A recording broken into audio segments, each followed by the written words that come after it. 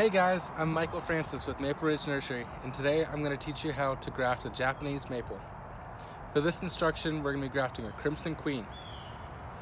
To start off, I'm going to show you how to first collect your Scion. When collecting Scion, especially from a mature specimen, we typically will decide to take a larger branch and clip that. Once we've pruned off our branch, we have plenty of cuttings to choose from. When choosing a Scion, we want to have at least 2 of these nodes to choose from, but preferably 3 to 5. So this is a perfect choice right here. Clip that off. After we've cut our Scion, we have to make sure we clean everything. So we take a paper towel soaked in alcohol and we'll clean the area of the Scion that we plan on making cuttings to. Then we also need to clean our knife.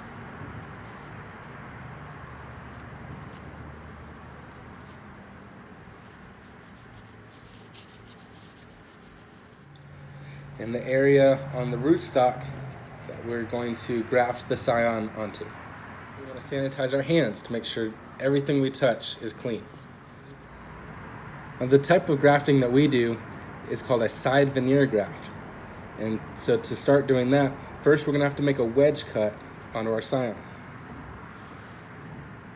So you take the Scion and put it between your thumb and the knife, cut an angle and pull.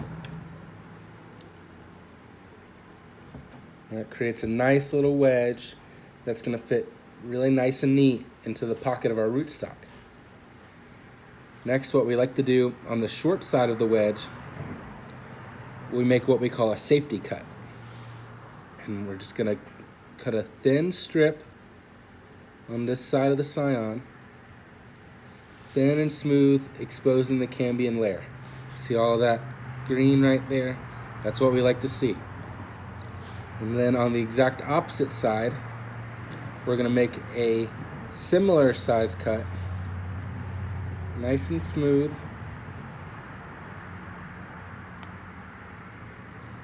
There. This is the side that we're going to place against the rootstock in hopes that the 2 cambium layers are going to match up and fuse to make a new tree.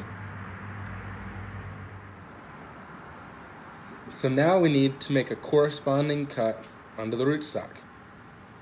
So I'll take my Scion and I place it up next to where I want to make the cut on the rootstock.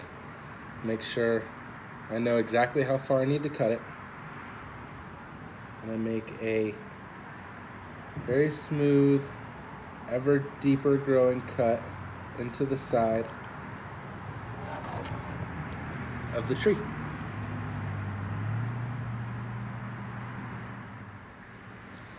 Now that we have our pocket, we can put the Scion into the pocket of the rootstock.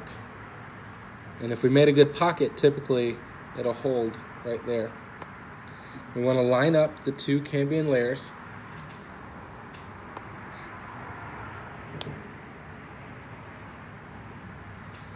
So now is the time we're going to tie it with a rubber band. This is a grafting rubber band, so it'll dissolve as time goes on. I'm going to tie it around.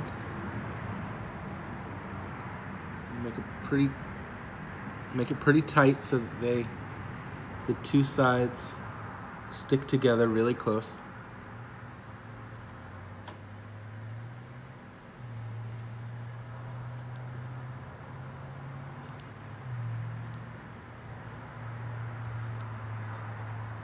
Take it around. I usually go a little over with the rubber band how far I need to go from the cut. I tie it in the back. Just make a little knot. And there we go. So now we need to make a corresponding cut onto the rootstock. So I'll take my Scion and I'll measure where I need to cut it on the rootstock. And I'll make a similar length, smooth cut onto the rootstock. You see I'm just taking a thin layer and exposing the cambium layer. We want this cambium layer on the rootstock to merge with the same layer on the Scion. So if we do this good, we got a nice little pocket.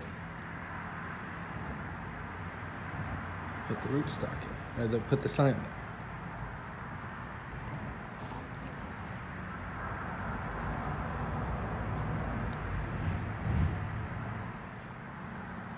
Now we're ready to tie them together.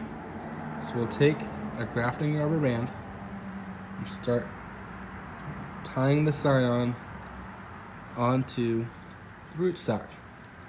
Now this is a grafting rubber band, so it'll dissolve as time goes on. You want to make nice and tight to make sure that the union holds between the Scion and the rootstock. Tie it back here.